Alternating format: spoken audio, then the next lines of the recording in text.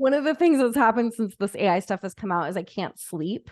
So I generally wake up at 4 o'clock in the morning and I try to generate like a full project before my workday starts at 8 or 9. Love it because nobody's bothering me. The house is quiet. Like, I don't have to worry about anything other than just creating. Hey, it's Samantha Hartley of the Profitable Joyful Consulting Podcast. This season, we have been talking about gifts and talents, skills and expertise. And today, I wanted to talk about leveraging the tools that are available to us to amplify your own gifts. Last time, we talked about ChatGPT and the AI tools that are helping us to create text. And today, specifically, I wanted to talk about the visual aspects of it, these Midjourney, DALL-E, and the other tools that are helping us to create visual images. So what kind of visuals can you create with these tools? What are other entrepreneurs using them for?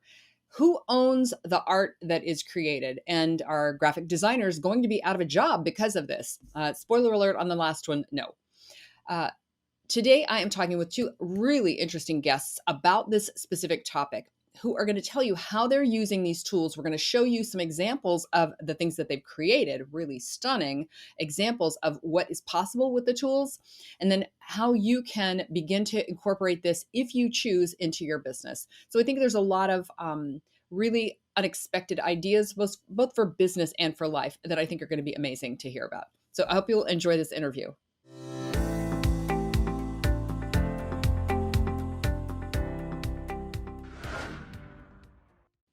Jenna Soard is the founder of Creativity That Converts AI Membership, a former Nike designer and university professor. She has over 25,000 women she serves around the world to start profitable businesses online, now with the help of AI.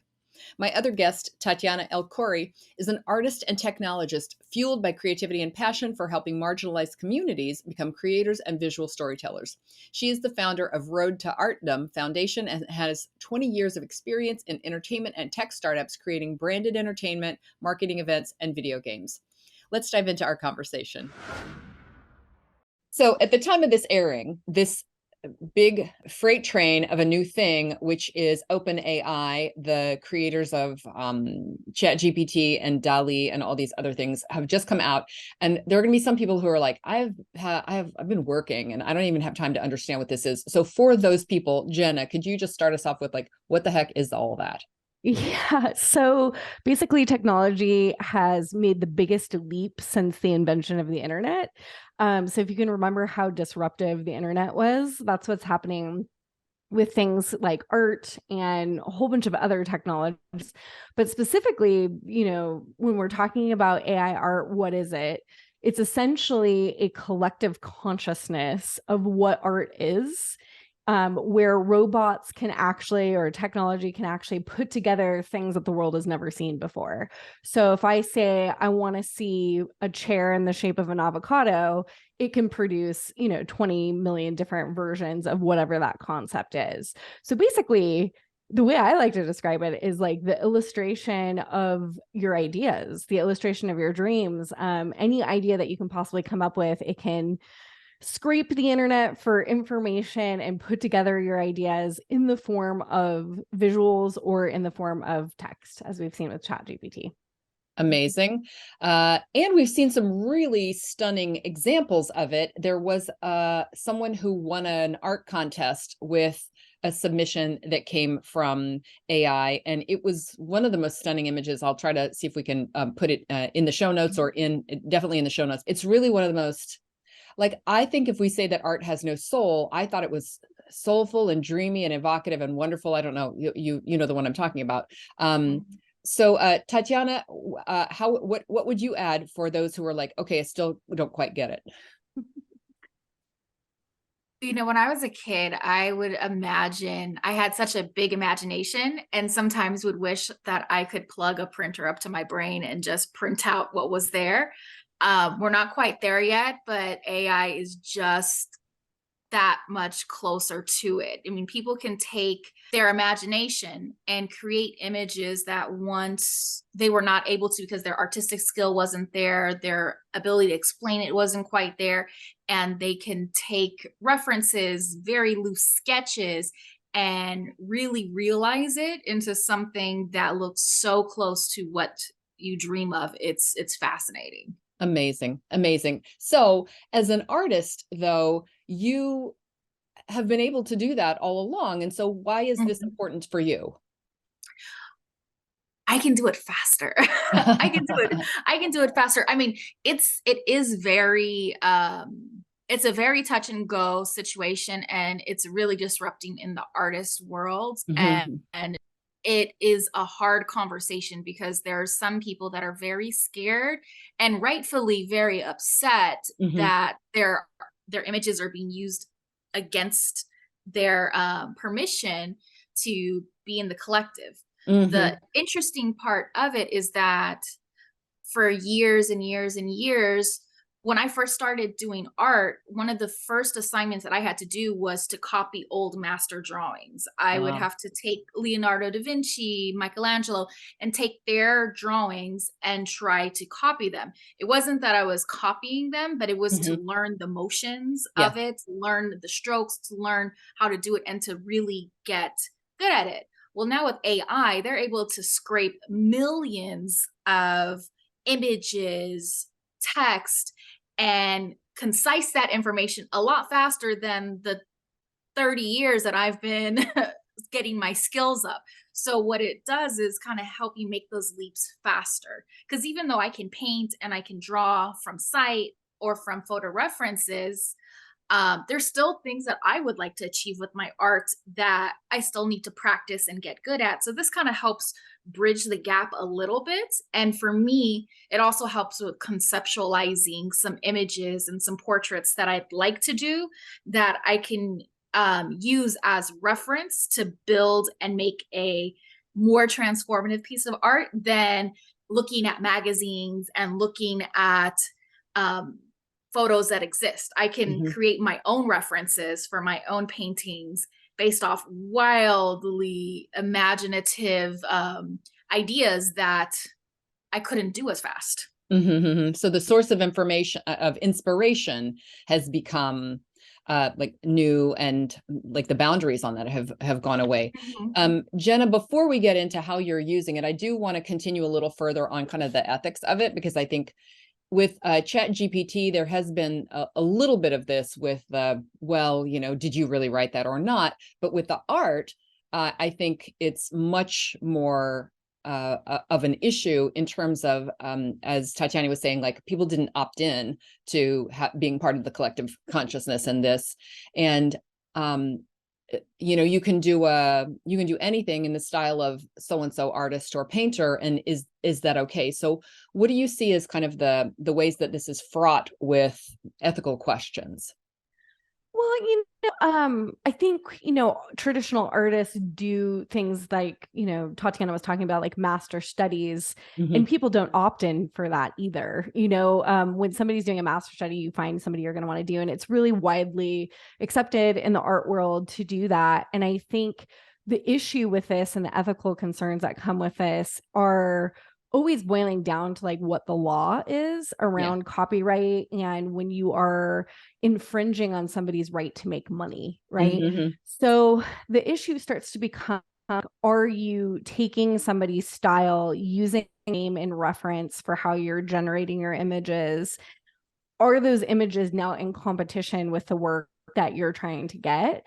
And we've seen case studies of that happening. We've seen people who are working artists right now, suddenly the whole entire Google is actually being flooded with images that these AI artists are trying to be good by commenting, like, I created this inspired thing that was inspired by the style of XYZ artist. And the problem is it's completely flooding the Google search with these images that are in the style of the artist, not to the quality or the standard or the actual generations, or maybe in some cases better, so it's the wide gamut of that. And so the question becomes, like, what is ethical? And some things that people can do are things like, maybe not use a working artist name, or if you are going to use a working artist name, use it in combination with 5 artists, so it's coming up with a unique style that isn't identifiable to any of them. The real question becomes, is like, when it is identifiable from the artist, or that it's creating confusion in the marketplace that is preventing money from being exchanged. That's where the real problem is. I think that you have people who have devoted their entire lives to learning this craft, who are now being replaced by big businesses with AI because it's cheaper, faster, and oftentimes better. And, you know, I just recently ended up getting a request for a children's book illustration that was going to pay about $5,000. I've never illustrated a children's book before. So in one way, it's creating, you know, opportunities for a non-artist, but then taking away potentially for the thing that was only held for people who had devoted their entire life to it. And so I feel a lot of passion, and I also see opportunity. So it's, we're in a really like weird time.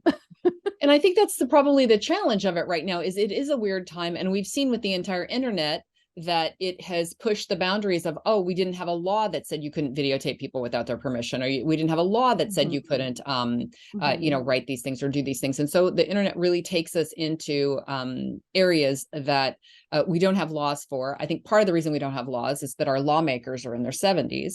And so they have no idea that this is even happening. But for those of us who I think are trying to be ethical about things, to me, the important thing is just to be informed. You know, Nike is an interesting example, because I was just reading an article about how someone, I'm going to have to look up my references and tell the story separately, but it was about improving 1% and or changing 3%, the changing 3% rule, and that they were doing, it's an African-American artist who was doing, or designer who was doing a spin on this, on Nike shoes, and is 3% enough of an improvement or a change to not be a complete copy of it. I'm referencing Virgil Abloh, the late streetwear designer who worked with Nike on their shoes, and his 3% rule, that you alter a product or an idea by only 3% to create something totally new. And I'm wondering, having come out of Nike, if, and you know, they are hot about their trademarks, just like they were at the Coca-Cola Company. You know, all kinds of things are infringement. And you're right that it is talking about infringing on their right to make money, but it's also the value of the brand. And if the search engine results were flooded with somebody else's, somebody else's ripoff of my art, if that was my point of view, then I don't know. I mean, I feel like what's the thing that we say to that artist who's having that experience? Yeah, I mean, it's really, I feel a lot of empathy for what they're going through. I also feel a lot of gratitude for all the input that was made into that system, because if you look at the output of Dolly, which didn't do the same sort of scraping that Midjourney and Stable Diffusion did, the work isn't as good. And we really are like, you know, benefiting from their contribution. And I think that it also brings up a much bigger ethical issue of the fact that, you know, companies and the world in general doesn't value artists enough, you know?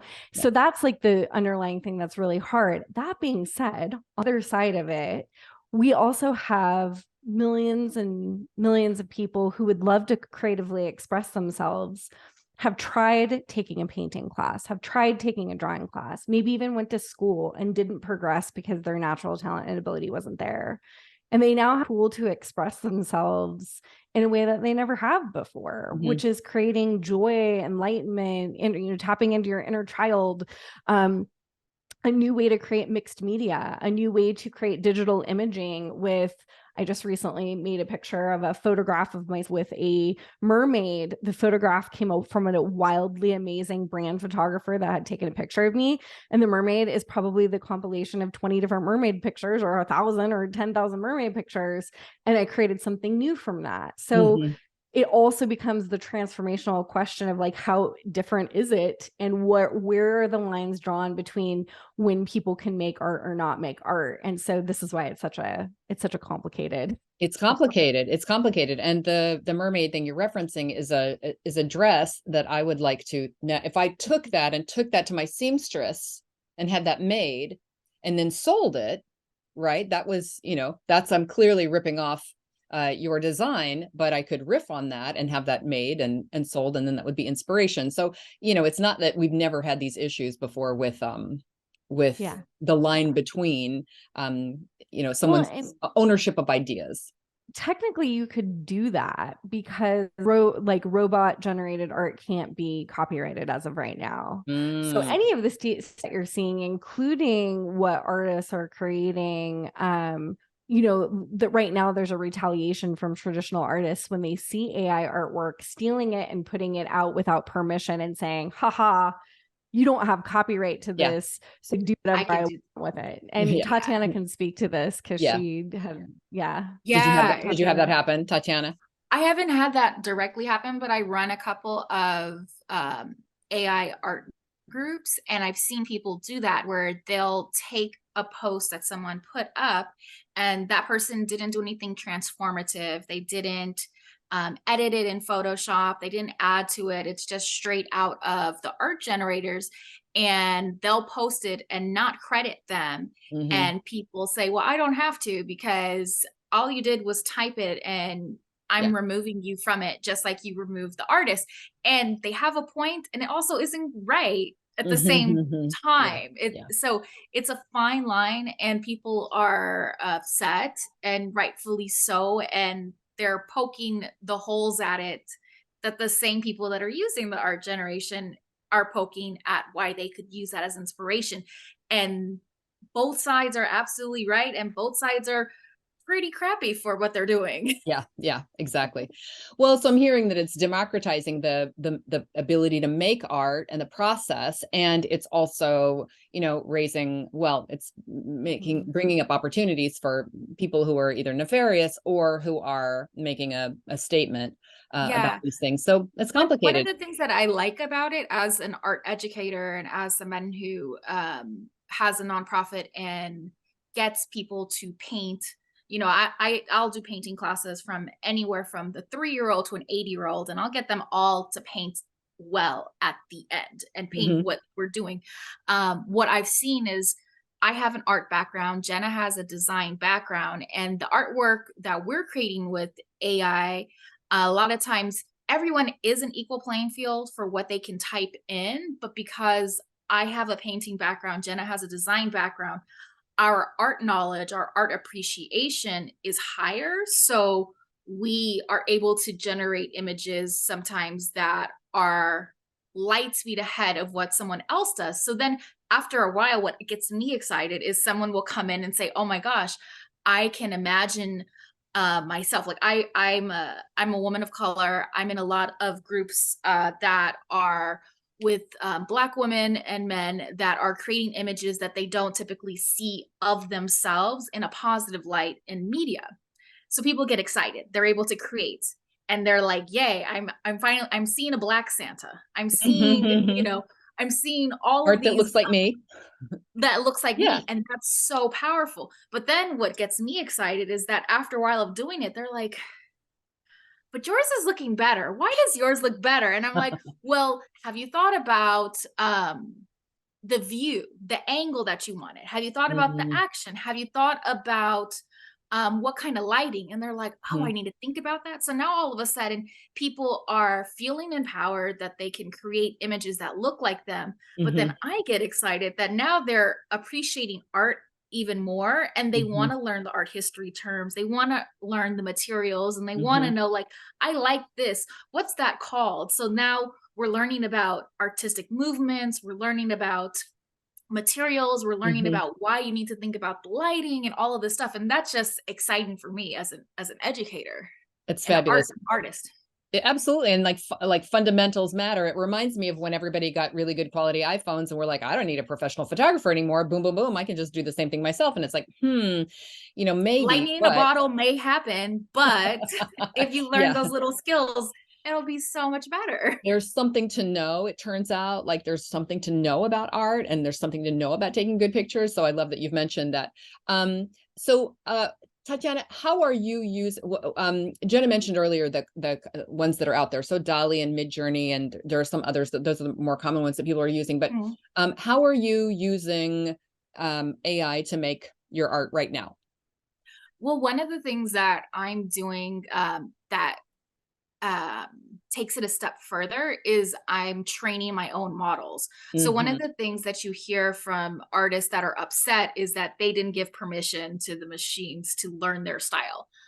And what I'm doing is taking some of my own photography of myself or taking my own style, and I'm training my own models so that I can feed that in. And when I create, I'm having the AI know what my style is and then create on top of that. So Yeah. I'm feeding it my own, and then it's my own kind of proprietary um, Look. style that's in Yeah. there that isn't accessible because it's my own style. So I'm using that to help me imagine art and then take that so that I can paint from it. And it just skips a lot of steps for me and then helps me wildly imagine stuff that um, is totally in the line of my style, but we've just skipped 20 years ahead.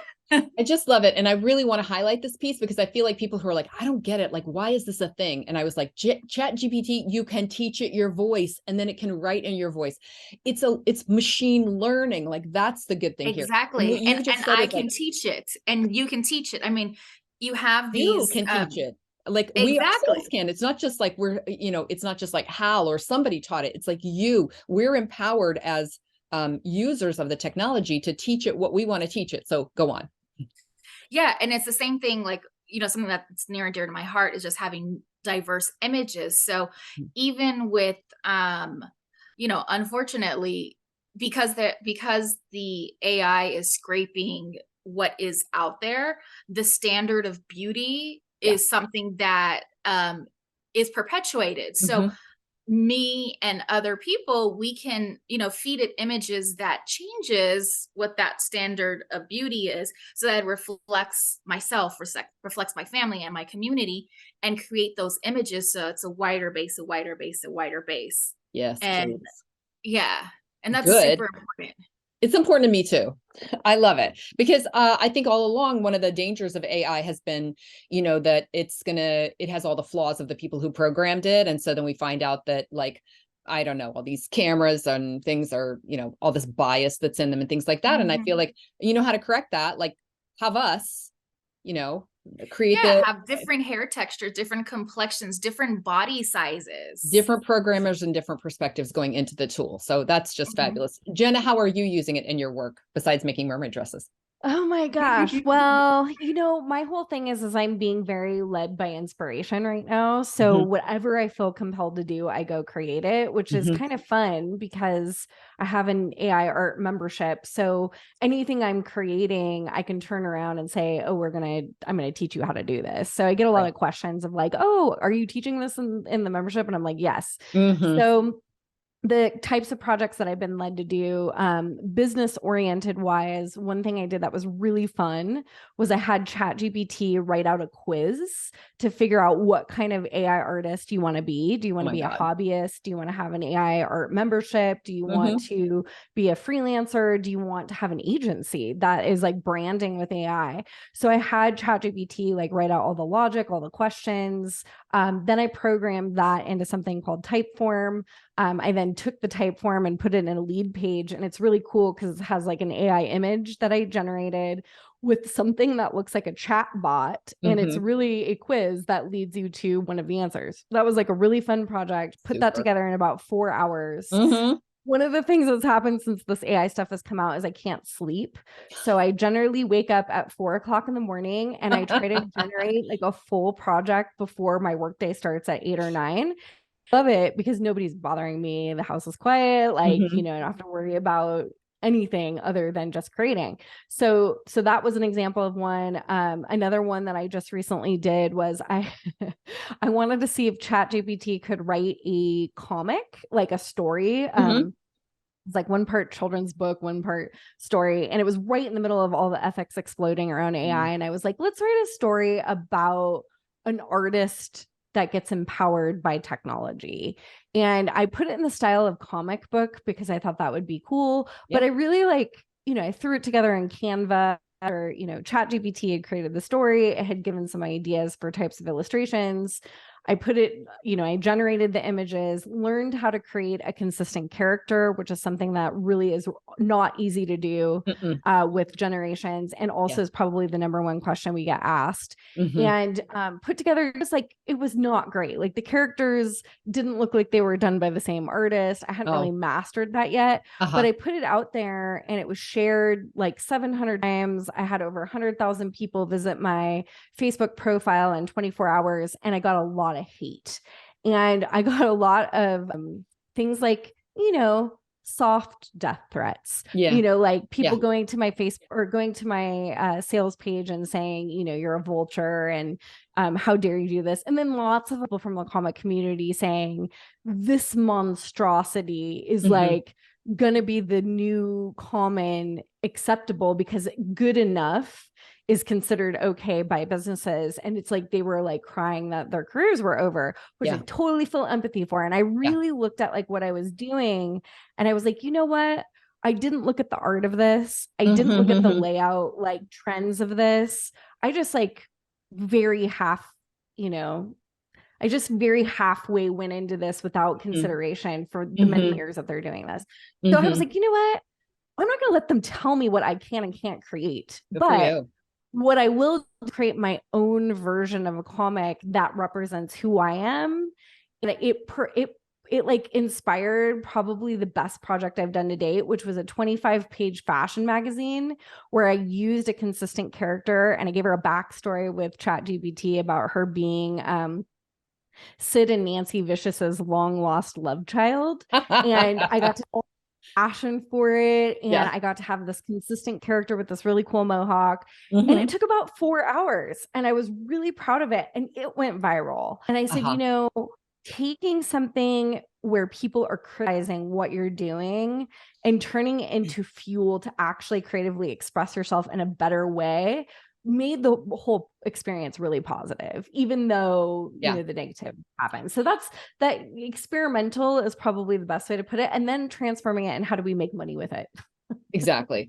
So I'm sorry that happened to you, and I'm sorry that people are shitting on the internet, and I'm really glad that you turned it into something that was that's working for you and that is inspiring. And one of the things that I keep coming back to is that do you remember, I mean, we don't even have to go back too far. It's just like when Netflix came out and people were like, nobody will ever go to the movies again. And then all of these movies came out that you're like, I don't want to watch that on Netflix at my house. I want to go and have an experience in the theater with other people. And we could use a million examples of that, of like, oh my gosh, cars, nobody will ever ride a horse again, or, planes, who'll ever take a trip. Like, we just get short-sighted and fear-based about these things. And I feel like, if AI can take your job, then you need to do some soul searching about what you're doing. And I say that as somebody who's a marketer, and boy, the plans that these things can come up with can easily take, my jobs. But I'm like, guess what? I'll be more creative. So I feel like growth-oriented people are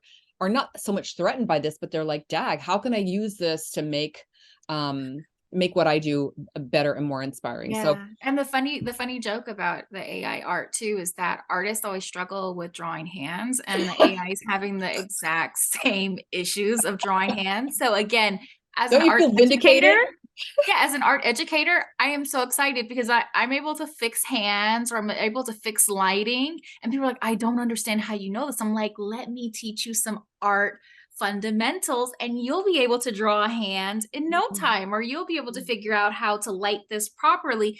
And then that curiosity, where some people see that as, it's not as good. I'm like, no, you're asking the questions I want you to ask, and you're going to learn more. You're going to do better. And even if you're not, a traditional artist still has a job, because imagine if all these traditional artists were fixing the hands. I mean, that would be just a lane. If you are an AI art, a hand fixer, I swear you'd be like, you're going to be employed.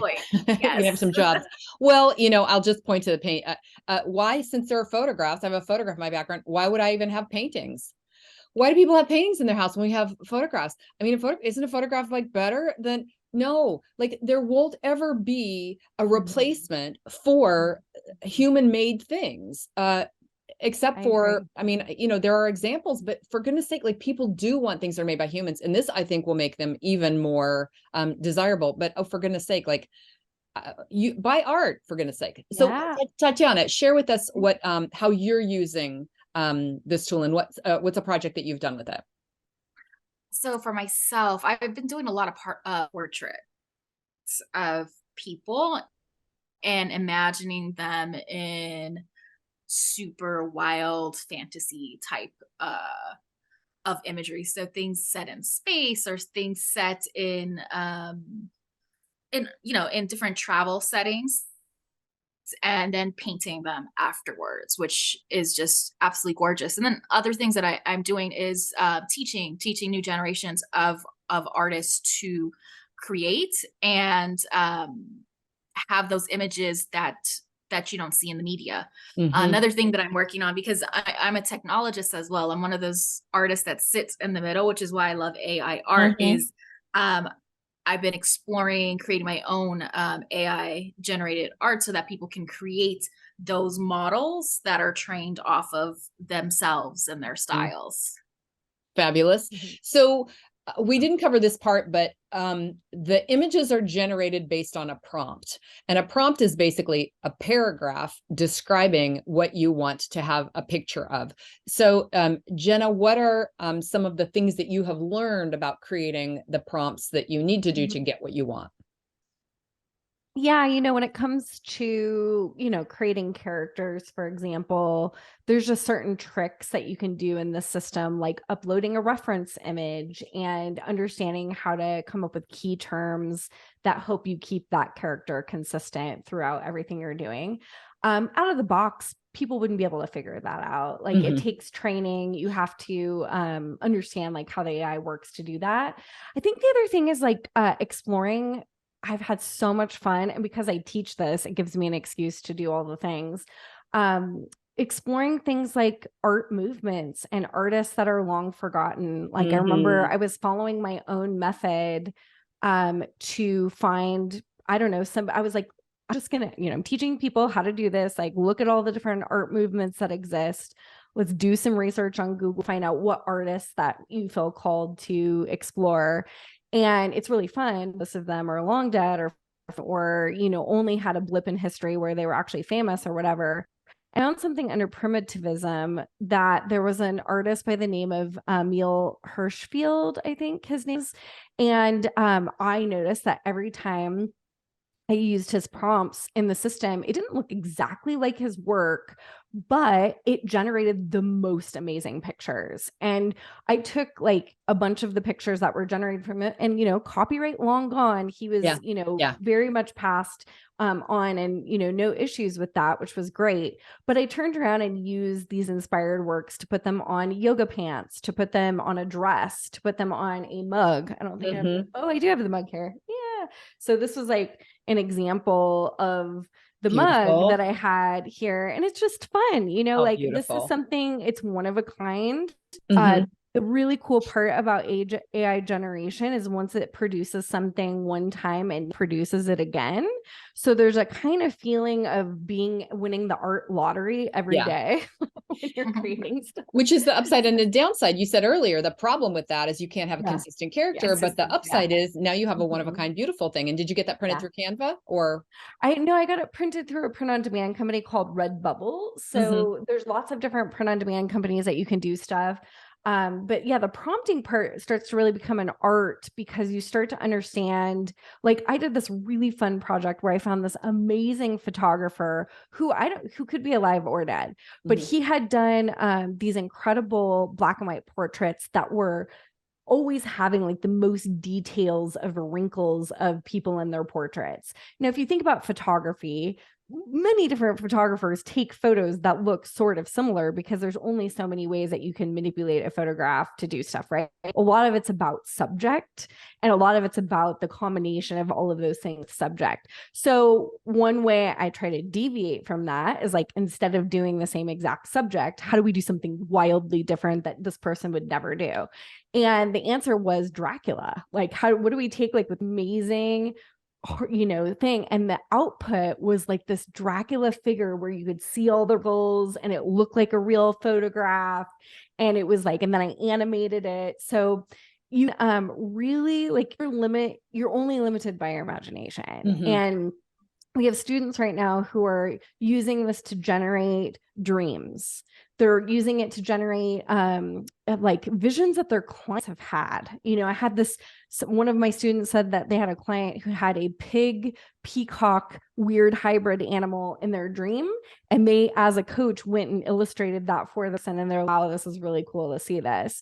We've had people who've had like near-death experiences, or you know, woman almost passed away during childbirth and wanted to illustrate a story to tell her child about like the time that mommy gave birth to you and almost, you know, didn't make it.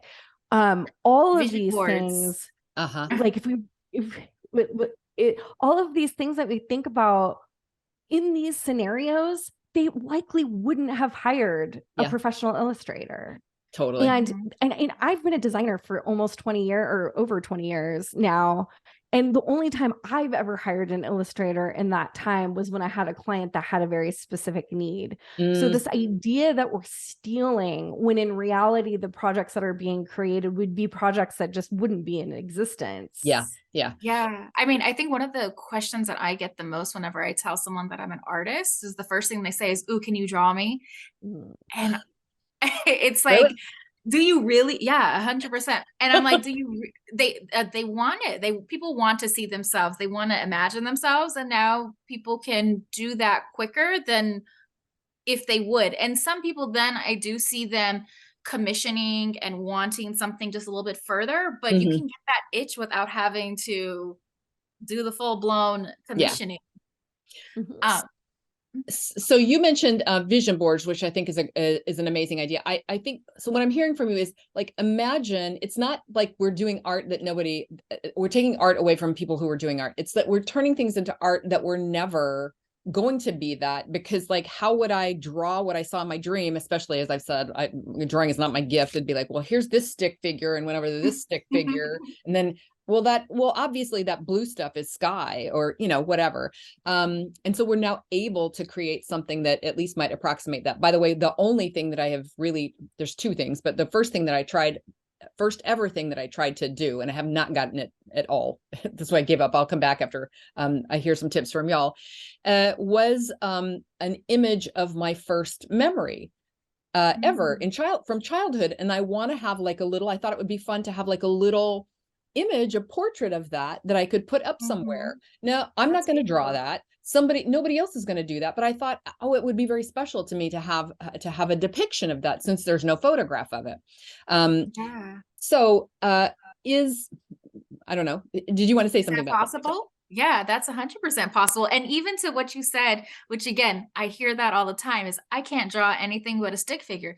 Beautiful thing about the AI is you can take those stick figures and actually feed that drawing into it and describe what it was you were intending to draw. And it will take your composition, your layout, and transform it into what you are. And I've seen people do that and just have tears in their eyes, because that's it. That's what they wanted. And it's such a beautiful thing, because something that frustrates artists too with commissions is sometimes you'll take people's descriptions and they may or may not know how to actually describe what they want. Yes. And it possibly is because they don't know what they want, or they don't have the language to describe it. And the really cool thing about the AI is you can take a stick figure, you can take a loose, I think I like this, and just roll it a couple times until you kind of get close to something. And then you could take that to an artist, take that to a designer, take that mermaid dress to the fashion designer and say, this is what I want. But if you were to go into, like, say, a fashion designer and say, I want a mermaid dress and I want it to look fantastical, but I want it to have this and that, they might be like, oh, what? But I have a friend of mine who does amazing, beautiful, like fantastical fairy dresses, and she's wildly popular. Her name's Firefly Path.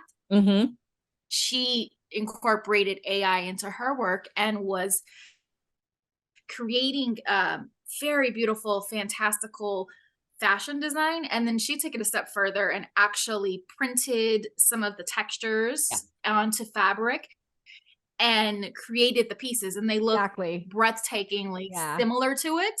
and similar to her style. And it's an amazing kind of tool that they look different than her usual, but still in the same breadth of it, and was able to get just gorgeous, gorgeous pieces. The empowerment in this is so hot. Like the idea of then there'll be 3D printing, and then we can make, you know, just people are doing that. Yeah, doing you it can already. design. I mean, the thing about it too is that there's just about anything you can think of, you can design. If you wanted to design, I was playing with, I fed the art generators some of my artwork, some random inspiration, and I was coming up with home decor ideas. I took a picture of my bedroom and all of that, and was able to, that's not my ministry. Like, I can draw and I can paint, but interior design is not my ministry. And I was able to take some of my style and then come up with some really off the wall, amazing designs that still is not quite where to land, but I could take that to a carpenter or to an interior designer and say, make sense of this. How can this actually work? And even for me, you know, I'm artistic, but that's an area that I can't necessarily communicate. And I can show it to, I showed it to one of my interior designers. She was like, I didn't understand what you were saying, but now I can understand this seashell nook of a bed thing that you were talking about. Yeah. I'm just so excited by it. There's, for all my friends who are freaked out by it, I'm just so passionate about it. And when Jenna described it as like the biggest thing since the actual invention of the internet, I was like, the only thing that comes close to this is social media. This is the biggest thing since ever. Well, so when I was coming out of college, I was at an illustration conference, and there was a workshop on how to build a website art portfolio. As someone who was entering into the workforce as an illustrator, I was excited and I went into it thinking that the workshop was going to be on how to set up a portfolio and what should go into it. But what it really was a lot of people who had amazing art careers that were absolutely shitting bricks and scared that they needed to put their work onto the internet. And what I did is I looked around and I saw all these people who they literally said to me at the time, nobody wants to experience art on the internet. Nobody wants to see it on the internet. You're not going to get a feel for art on the internet. You need to have a printed book. You need to have a physical portfolio. And I was like, yeah, but as a 20-something-year-old, I can't afford to be flying back and forth to New York for maybe to get a meeting with an art director, and the printing of leaving 6 books behind. Like, that's too expensive for me. So I'm going to try this internet thing out. And I started trying that internet thing out, and I made an email list for myself. I made websites, and now all of a sudden I started having all of the other illustrators asking me like, hey, how did you do that? Can I hire you to do it? So I started doing that. And those same people that I helped, now they have the biggest Instagram followings they have, and they couldn't see it outside of it. So what I see with the AI is people like, yes, you know, having their art not the permission to opt in, that's horrible. You know, that's, you should allow people to have the permission to do that. But the possibilities, I think it's going to take them a little bit of time to realize that it can go hand in hand and accentuate, but confusion creates that chaos, and it also creates opportunities. It's a place of pure potential. So I'm super excited for it. I'm grateful to both of you. So Tatiana, you mentioned art. Where can people find out more about you? You can find out more about me at TatianaEL-Khouri.com. And then I'm Tatiana EL-Khouri on all of my social media platforms. And then I created a special alter ego for my AI art, which is Lady Anaglyph. So you can find Lady Anaglyph on Instagram and TikTok. And love Facebook.